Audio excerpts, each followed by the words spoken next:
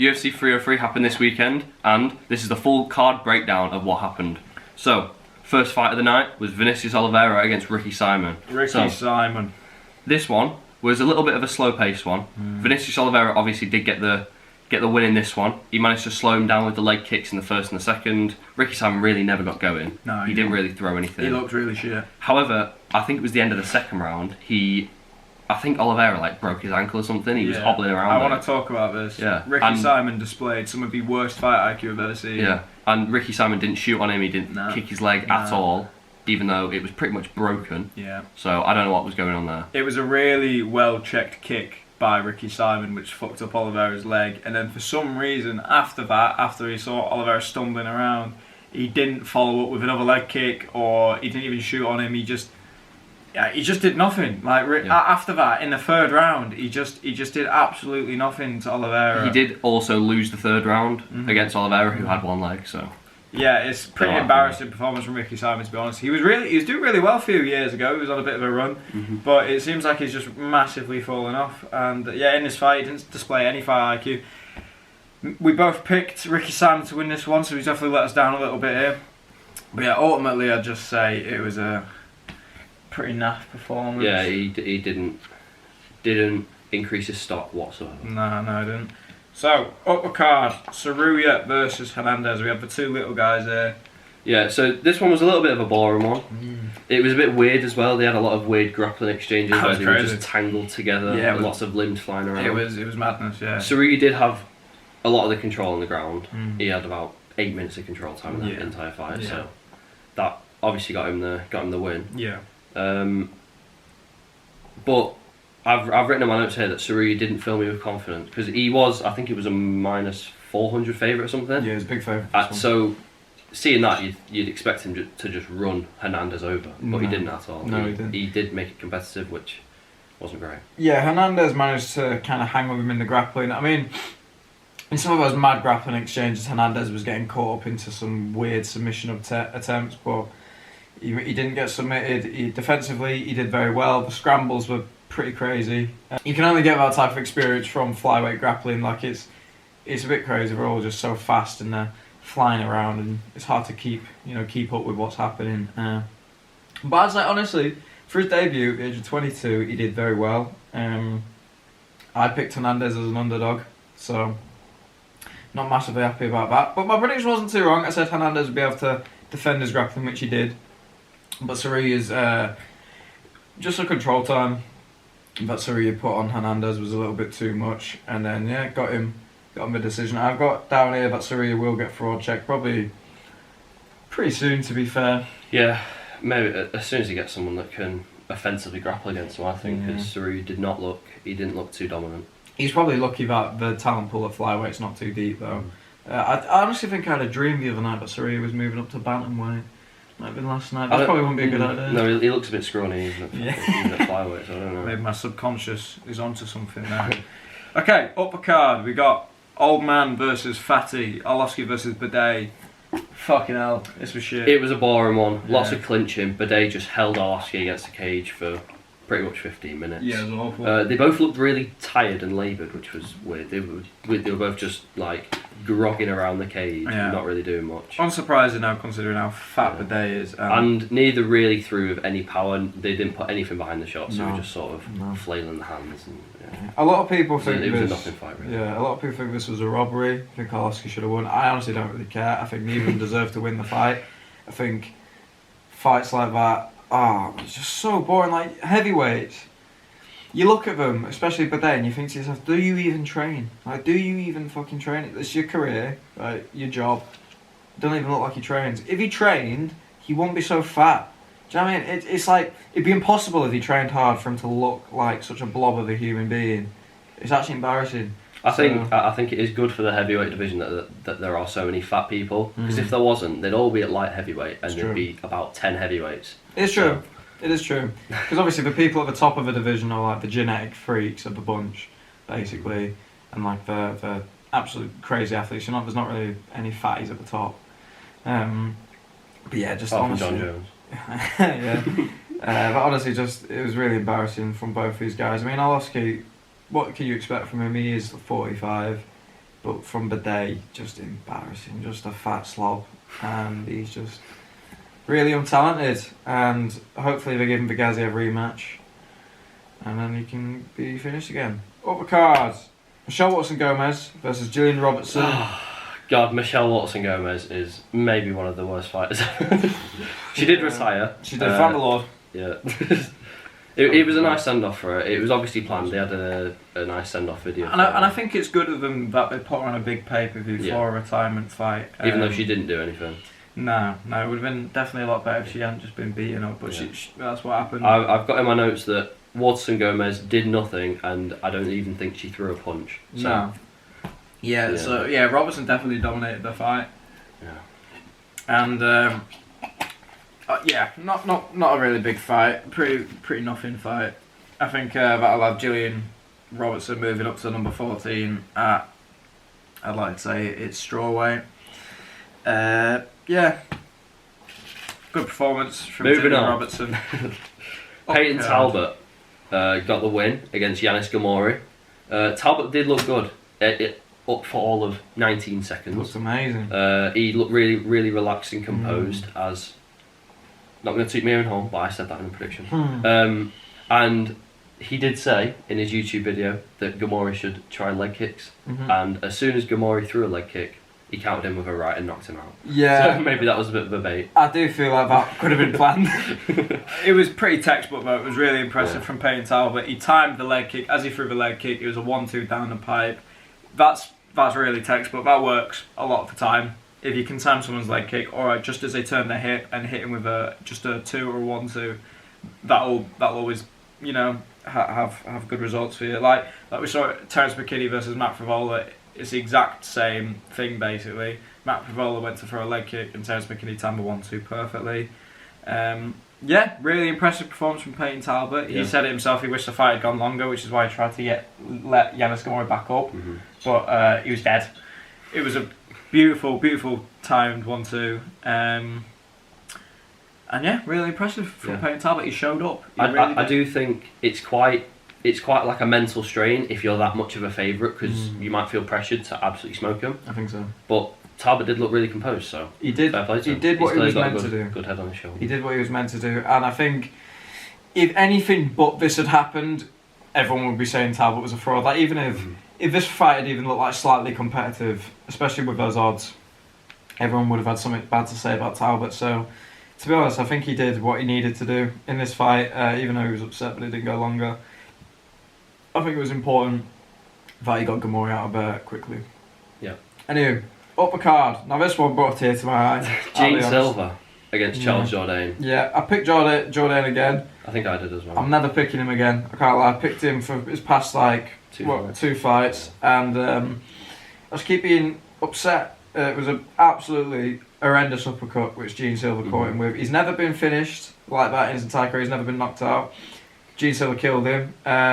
Honestly, even though Gene Silva missed weight, I really like him. I'm a big Gene Silva fan. I think he's a funny fella.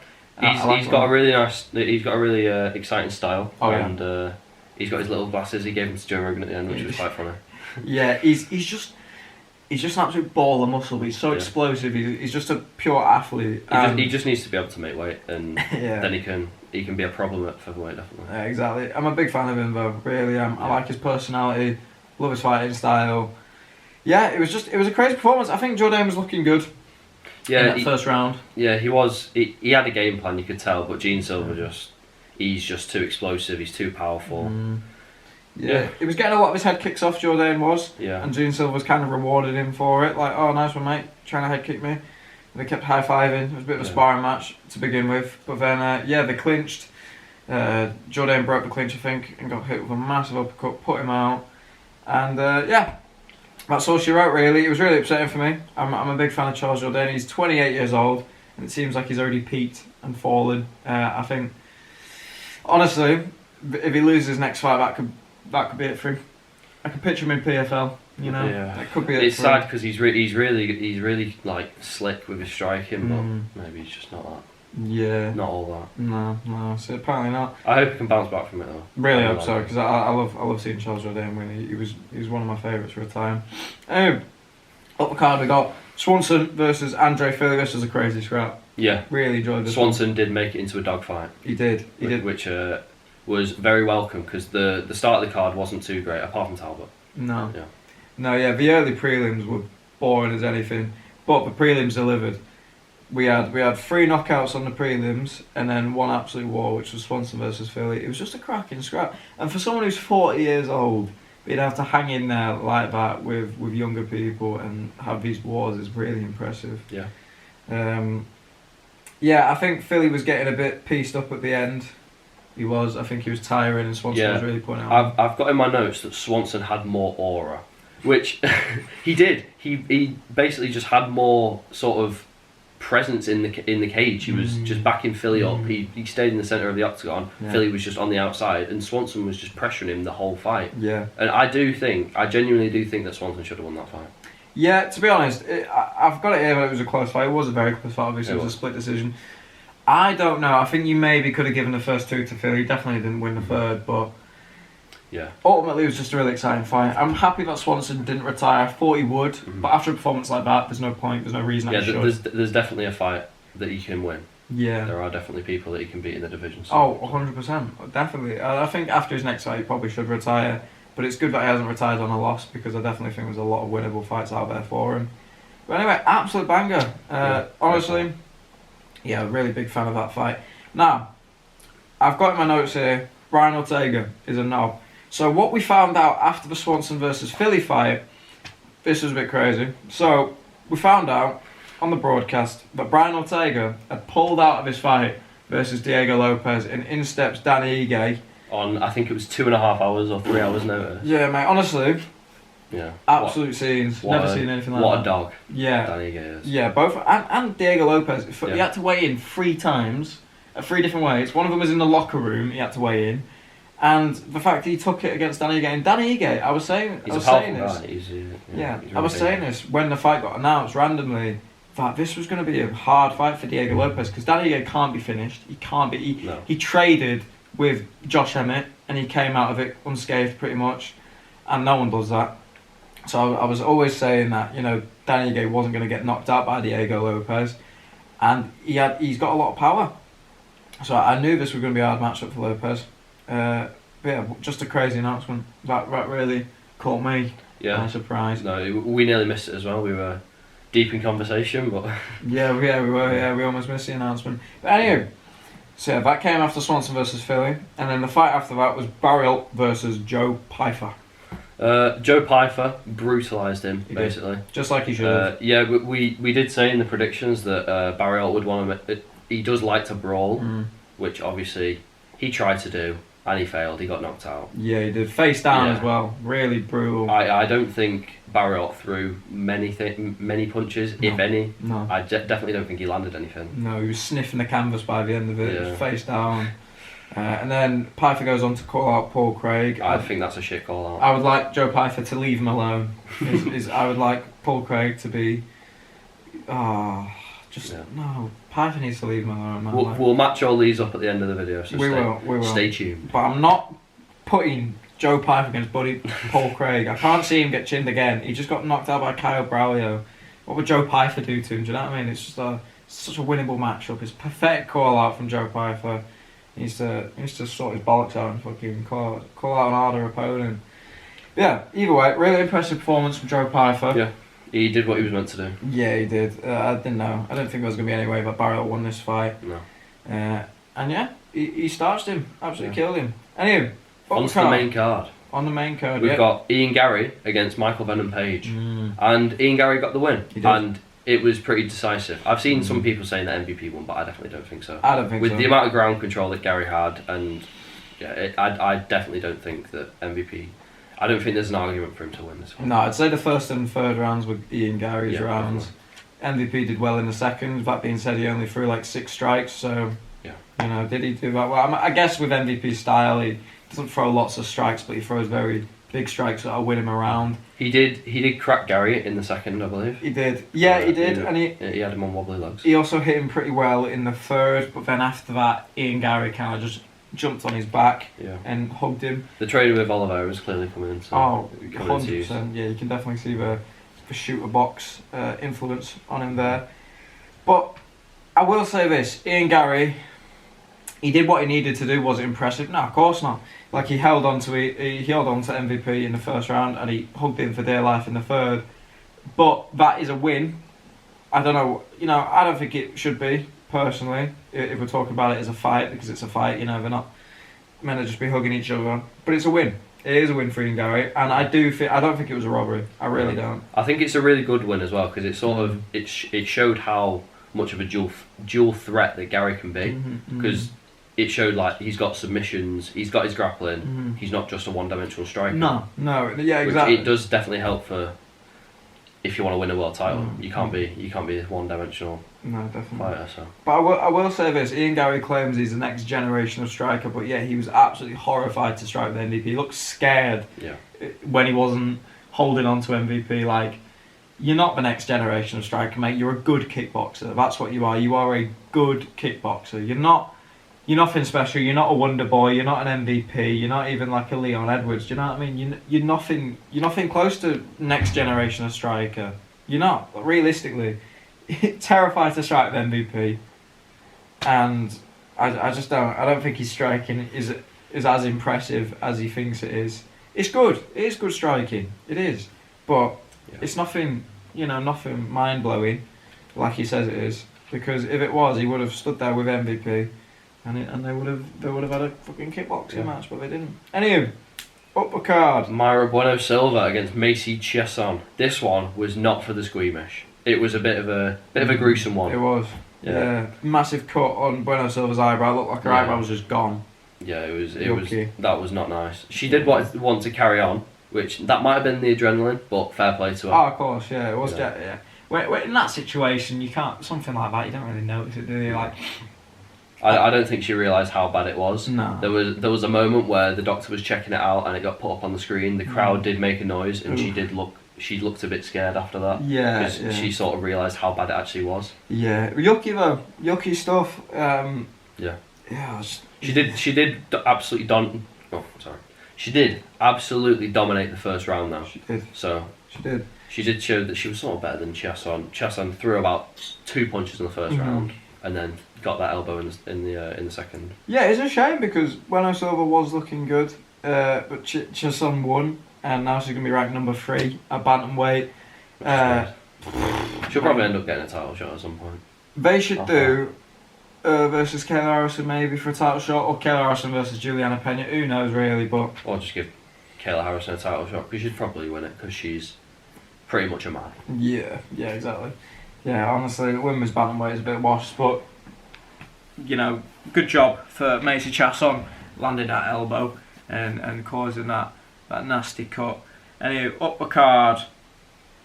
Roman Dolidze versus Anthony Smith. Now, to be honest, my mind wasn't in it watching this fight. I was about to be sick. I caught some strange mystery illness on the night of these fights, and after Bueno Silva versus Chiasson, it started taking me over. So all I've got to say is good performance from Roman Dolidze. That's all I have written. After this fight, I was thrown up everywhere in the toilet. So I don't have much to say about this fight. So I'm going to leave it to you, to be honest. I'll take over. So Roman Dolidze. So we said in the predictions that he only threw one strike at a time, which it wasn't completely the opposite, but his striking did look a lot better. Anthony Smith really never got going. No. He started really slowly and then he continued really slowly. He never found his rhythm. Dolidze had some ground control. He utilised his leg kicks to slow Anthony Smith down, even though he was pretty slow already. And yeah, Anthony Smith just didn't really look very good. And Dolidze did look alright, but I do think he should move back down to middleweight. I think so. It was a decent performance. Got him in Dana's good books, but now it's back down to middleweight for you. Just how bad is Vitor Petrino? Something to think about. I actually thought Anthony Smith was going to win this fight, and I thought that pretty confidently, but apparently Vitor Petrino is just really, really bad. But yeah, anyway, good work from Roman Dolidze, even though I was suffering.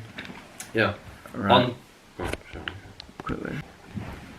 So, on to the co-main event. We've got Diego Lopez against Dan Ige. This was a great fight. It was. The first 2 rounds, Diego Lopez was throwing some absolute heat. He was. And Ige was just eating it. Yeah, I think I knew that Lopez wasn't going to put Ige out, but he was still massively outstriking him. Yeah. But he was throwing so much into his shots. I honestly think he could have stepped off the gas a little bit, because it's like, mate, you're not going to finish that Ige. The guy has got such a blocked chin on him. Like, he did gas out in the third. He did. But he pretty convincingly won the first 2 rounds. So I it think was so. pretty safe. Yeah, Ige started to take over a little bit in the third, because Lopez, definitely had gassed out. I think he really banked on finishing him in those first 2 rounds, and he did. He had a Darce choke in, I believe. It was either a Darce or a guillotine. It was a Darce at the end of round 1. He did. There was about 20 seconds to go. And that was in. Lost his grip. If there was about a minute left of that round, there could have been potential for a finish there. Mm-hmm. But honestly, Diego Lopez looked great. He did what I thought was going to happen. He won by decision. Yeah. Just impressive, honestly. The bollocks on Diego Lopez. Weighed in 3 times in 24 hours. He came in on short notice. I think it was about 2 weeks that he got offered the Ortega fight, and then Ortega pulled out with two hours to go. Yeah, so, and then took a mystery opponent in Danny Ige. Honestly, Brian Ortega, scumminess. He should be ashamed of it. He should be, because realistically, as he took that fight on a few weeks' notice, he knew he wasn't. As soon as he took that fight, he knew he wasn't making weight. Let's be honest. If you're at a certain weight 2 weeks before a fight, you can gauge whether you're going to be able to make that weight or not. You can. And so he knew from the start he wasn't making weight. Yeah. 100%. He knew he wasn't making featherweight. 100%. Yeah, that's what I'm saying. Yeah. And then for him to call up Lopez's team at like 4 in the morning and go, oh, by the way, it could be lightweight. I think it was on the Thursday, wasn't it? The day before. Yeah, it was early morning on the Friday. Really? Before, like hours before the weigh-ins. I bet Diego Lopez was happy. He could get some water down him. Yeah. But still, it's just scummy. And then, with a few hours to go, he just pulls out. He pulls out. He says, "Oh, I've got the sniffles." Exactly. So instead of changing the fight to lightweight and then pulling out, he could have just pulled out before the weigh-ins, and then or just never taken the fight in the first place. Yeah, exactly. If he knew he was never going to win. And they could have got Ige. And honestly, it was just a really weird situation, and I do think it was a bit scummy from Brian Ortega. Don't know what they're going to do with him next. I don't think he should be rewarded. I think him and Kelvin Gastelum should be sent to Branch. Should be sent away. Send him to Valhalla. To fat camp. Both of them. 2 fatties in 2 weeks. Crazy. Yeah. But either way, yeah. Diego Lopez, what a tank. And he shall be rewarded for this. I know that for a fact. He said he wants to be on the Sphere, and so did Danny Ige. And Dana White has said to both Danny Ige and Diego Lopez, you can be on the Sphere card, which is 306. Obviously we'll talk about who they fight at the end of this video. Yeah, I think Diego Lopez is going to be heavily compensated for this fight. I think he's going to be given a really, really big matchup in his next fight. Anywho, the main event, the big one. Upper card to the big one. Yuri Prohaska against Alex Pereira. Yeah. Alex Pereira obviously got the knockout with a head kick. He killed him. But it was pretty much with the left hook at the end of the first. It was. Yuri didn't know where he was. He didn't even know that the round ended. Nah. He pulled guard 5 seconds after the round ended. He did. I think honestly the first thing that Alex hit him with at the beginning of the second was going to be what put him out. So I respect him for going with a head kick, because it looked pretty cool. Switch kick as well. Yeah, it was really clean. Nasty. Absolutely nasty. Broke his toe on Yuri's head. Mm-hmm. Must have hurt. But yeah, he ricocheted his big toe off Yuri's skull and put him out bad. Like the guy was, and it was a late stoppage as well. Herb Dean. Yeah, it was. He took some punishment on the ground. Herb Dean's fault for sure. That was a brutal stoppage, and he was gone. He was absolutely gone. He was hugging Herb at the end of it for dear life. He did not know where he was. Giving him a cuddle. And it was just a mad fight, and you could tell Alex really felt for him afterwards as well. Yeah, he went to console him, and Yuri was not on the planet. No, he wasn't. Didn't know where he was. He was far out, and just really, really impressive though from Alex Pereira. Yeah. The guy's just an absolute unit. He seems to just be exposing all the light heavyweights, making them look easy. Really, absolutely schooling them all. I honestly picked Yuri to win this fight, so more before me, because I think Pereira made it look a lot more one-sided than he did in the first fight. I went off the first fight and I thought to myself, hey, Yuri had some moments. I think he could maybe get this one done. The first round in this one was fairly similar, apart from obviously the knockdown at the end. Yeah. Yuri was getting chewed up with the leg kicks. He was struggling to get across, get inside distance with Pereira. Pereira was obviously chopping the leg kicks, and Yuri had some clinch control, which honestly probably would have won in the round, because the exchanges were pretty even in the early 2 minutes, but then obviously the knockdown lost him the round. Had he not got put on his ass at and the then end of the round. obviously he got slept in the second. Yeah, I don't know why I picked Yuri. I had a gut feeling. I just don't think I'm really on it with my picks at the moment, so I'm just gonna. It was rough. It was a rough one. Yeah. Really impressive though, from Alex Pereira. Now, on to the matchmaking. The matchmaking section. So, we're only matchmaking the relevant fighters. We don't really care about your Carlos Hernandez's of the card. No offense to him, but yeah, it's just fighters that we care about and fighters that we think will have a future. So, first of all, Peyton Talbot. He called out Adrian Yanez, and I think that is a good matchup for him. Give him that fight, I think. Adrian Yanez just outside of the rankings, Yeah. not too big of a step for Talbot. Yeah. And Yanez is a really good grappler, so it might test Talbot's grappling. I think so. Yeah, I think that'd be a really exciting fight. I mean, Yanez coming off 2 losses in a row to Rob Font and Jonathan Martinez, but he just got a big win versus what was it? Something Vinicius Salvador. I believe so. Yeah. I think KO'd him in the first round, but he was a bit of a bum, so it was going to happen. The boxing from Adrian Yanez is incredibly impressive, and I think it would just be a really exciting fight. Obviously, stylistically, it makes sense. It'll be a really fun fight. Yeah, I'd definitely pick Talbot to win that one, but I think it'd be an absolute banger. Maybe whack it on the Sphere card, or maybe on the McGregor comeback card if that ever happens, which who knows. Yeah, anyway. Yeah. Moving on, we've got Gene Silva, and I think he should fight Mohamed Naimov. Oh. Both of them really strong prospects. Obviously, Naimov's coming off a loss to Felipe Lima on the Saudi Arabia card. But yeah, both of them really strong prospects. I think whoever won this fight would get a rank matchup. They're both pretty close to the rankings. I did consider a Sean Woodson matchup for Gene Silva, but I do think Sean Woodson's a freak and Gene Silva's 5'7". So I don't think that will be very fun for Gene Silva. No. So I think the Naimov fight, it sort of does make sense. Do you know what I'm going to say? I'm going to say for Gene Silva, I'd like to see him versus Alex Caceres. Alex Caceres just coming off a loss to the freak Sean Woodson. He's just outside the rankings. I think he probably sits there around. He's in the top 20 for sure. He's probably around 18 in the rankings. I'd like to see him versus Gene Silva. I think that could be a very exciting fight. Yeah, give me that one. Why not? Yeah, it's very fun. Moving on. Joe Pyfer. I think he definitely deserves a ranked matchup. He wants the Paul Craig matchup. We're not giving it him. No. Because he's a pussy. No way. We're giving him Michel Pereira. Yeah. I think that'd be a really exciting fight. Michel Pereira's on an absolute tear at middleweight in middleweight at the moment. Yeah. So I think that'd be a great one. I mean, Michel Pereira versus anyone would be a bit of a baggy. He would turn any fight into an absolute terror, wouldn't he? So, yeah, I don't mind that matchup for Joe Pyfer. I think that could definitely be an exciting one. Yeah, I think that the fight with Jack Hermansson, I think he won the first 2, and then he sort of gassed out. He was throwing everything into his shots, trying to get Jack Hermansson out of there. Yeah, he was. Obviously, he didn't manage that, and then he sort of got dominated in the last 3 rounds. Yeah. So I don't think I think skill set wise, he definitely is a ranked sort of. He deserves to be ranked in skills sort of sense. Obviously, fight IQ wise, he didn't do well in the Jack Hermansson fight. No. But I think give him a Michel Pereira, give him a good test, and I do think he could win that fight. Yeah, for sure. I think it's definitely a winnable matchup for him. I'd love to see that one. Anyway, up card. Moving on, I've got Ian Gary, and I've matched him up with Colby Covington. I think both of them, well, maybe not Covington, but Gary wants it. They've got beef. It would sell a lot of. It would sell some pay-per-view if you stick it on the co-main of the McGregor card. Yeah.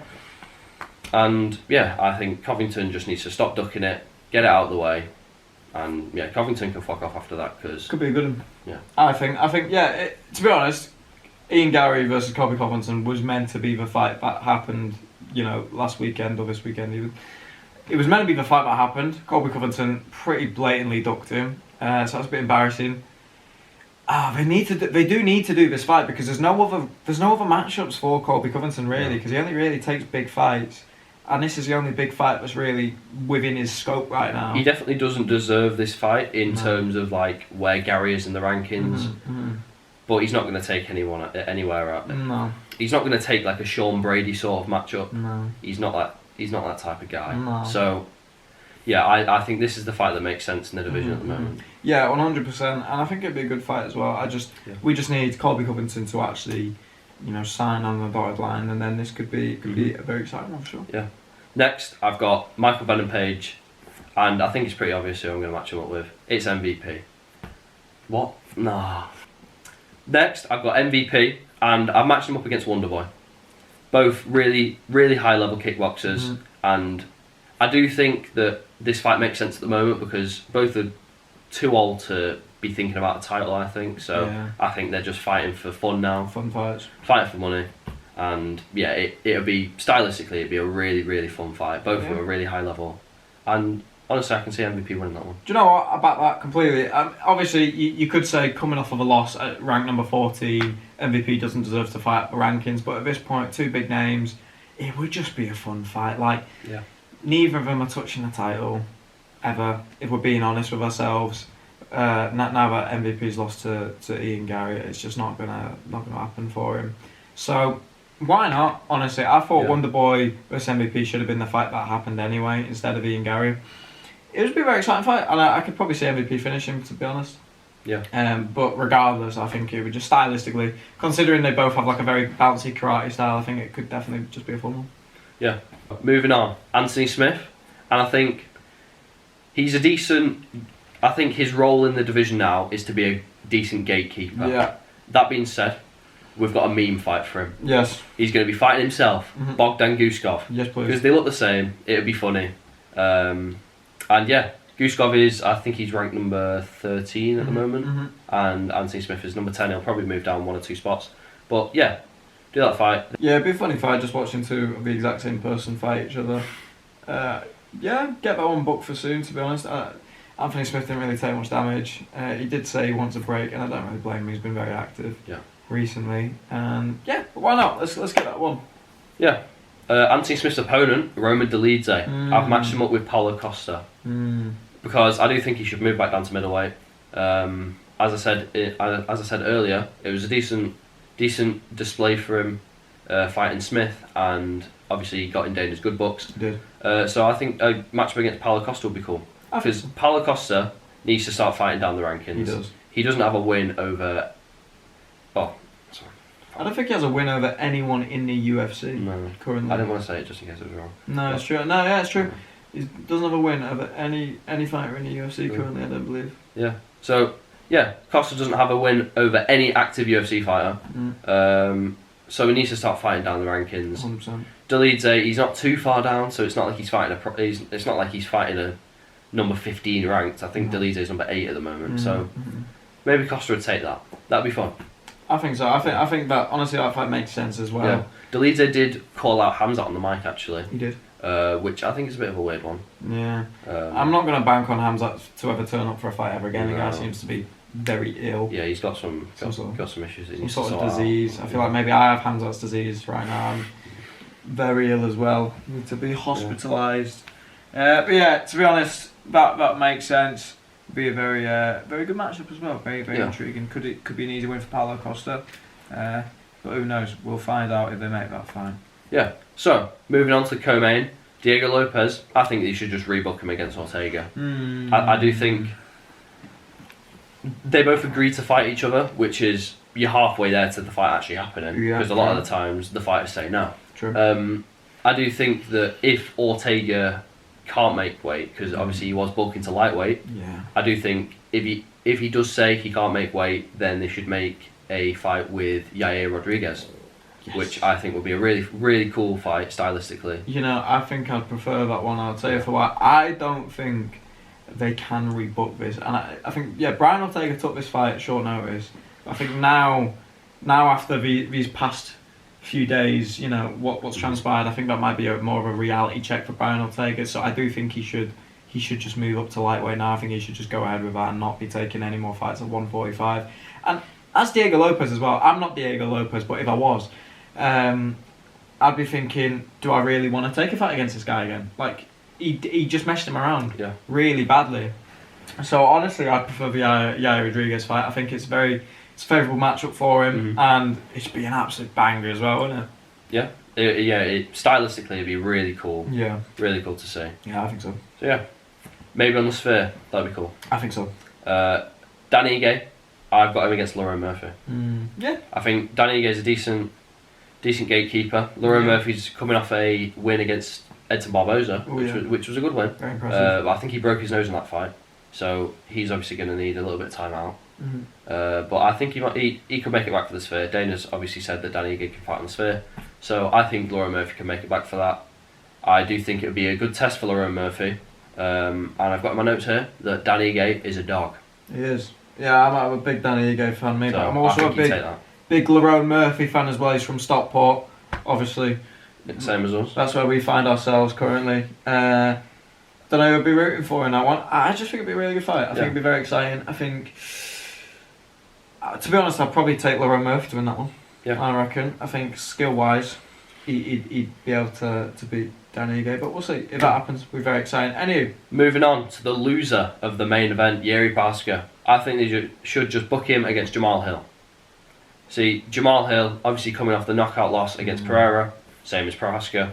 So, and this fight was also meant to happen before Alex moved to light heavyweight, when Yuri injured his shoulder, I believe it was. Yeah. And I was really excited for that fight at the time. So I think if they rebooked it, it would be great.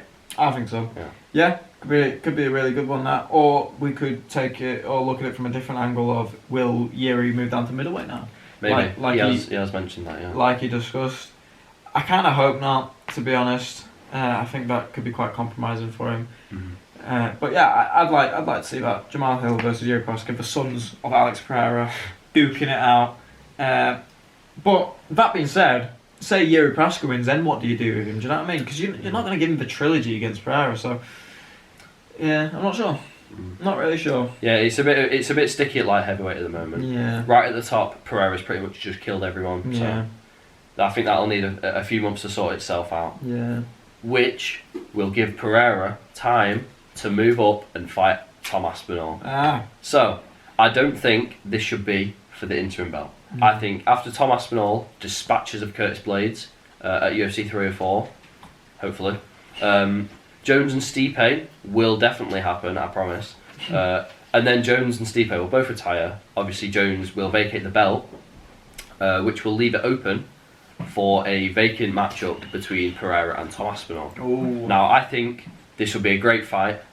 I think it'd sort of smooth out the horizons at heavyweight. It's all a bit messed up at the moment with Jones holding it up. So I think you'd get an actual champion, whichever it may be. I think it would be Aspinall. Oh yeah, honestly, I think as big as this fight would be, I think it'd be actually quite one-sided.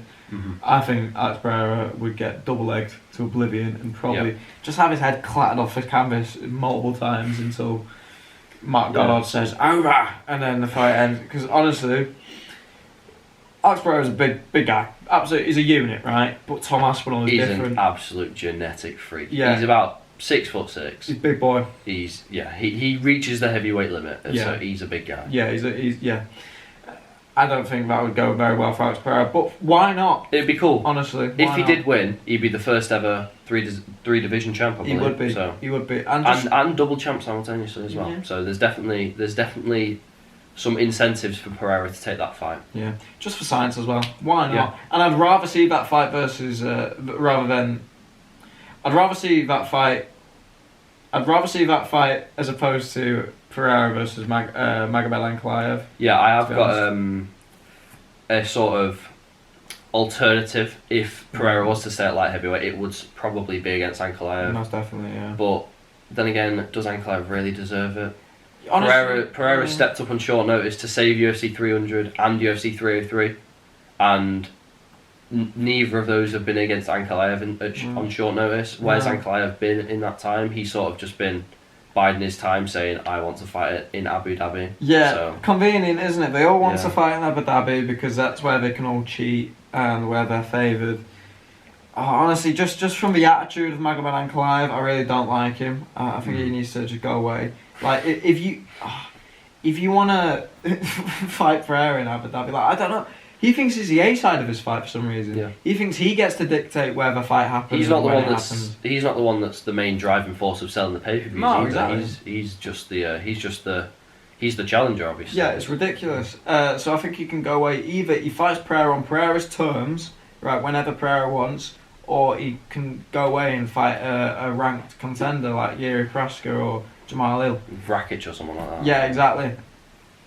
So yeah, but two potential matchups for Pereira. But personally, I'd probably rather the Aspinall one.